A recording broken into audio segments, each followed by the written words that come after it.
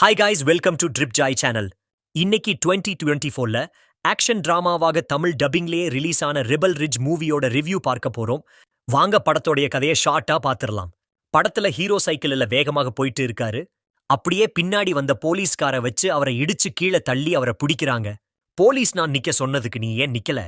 உன்னைய நான் 2 கிலோமீட்டர் உன்னைய துரத்திட்டு வரேன். உன்னைய நான் இப்ப சோதனை செய்யணும்னு சொல்லி சோதனை செய்கிறார்கள். அப்பல்டா ஒரு பேக்ல $36,000 பணம் கிடைக்குது.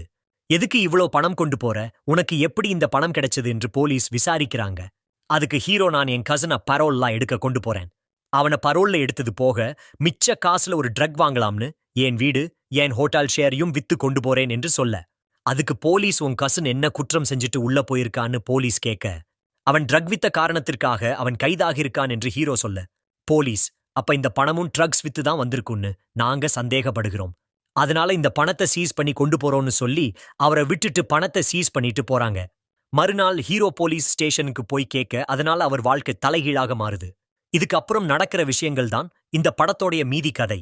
படத்துல 3 பாசிட்டிவ் தான். ஒன்னு ஹீரோவோட கேரக்டர் டிசைன் மற்றும் அவருடைய பெர்ஃபார்மன்ஸ்.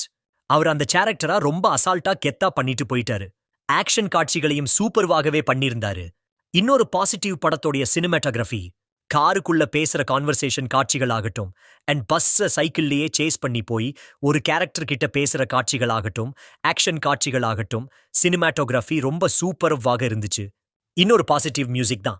சில காட்சிகளை நாம பரபரப்பாக பார்க்க பேக்ரவுண்ட் மியூசிக் ஒரு முக்கிய பங்கு வகிக்கிறது. படத்தோடைய மிக முக்கியமான நெகட்டிவ் என்னன்னா வில்லன் கேரக்டர். ரொம்ப மொக்கையான கேரக்டர். ஒரு இம்பாக்டையும் நமக்கு ஏற்படுத்தாது. இன்னொன்னு கிளைமேக்ஸ் சொல்றதுக்கு ஒன்னும் இல்ல. ஸ்கிரீன் பிளேயும் சரியில்லை. கொஞ்சம் பரபரப்பாக போகும் பார்த்தால் அப்படியே படுக்க போட்டுருவாங்க. சுவாரஸ்யம்லாம் படத்துல சுத்தமா கிடையாது. மொத்தத்துல இந்த படம் எப்படி இருக்குன்னா ஆவரேஜான மூவி தான் இது.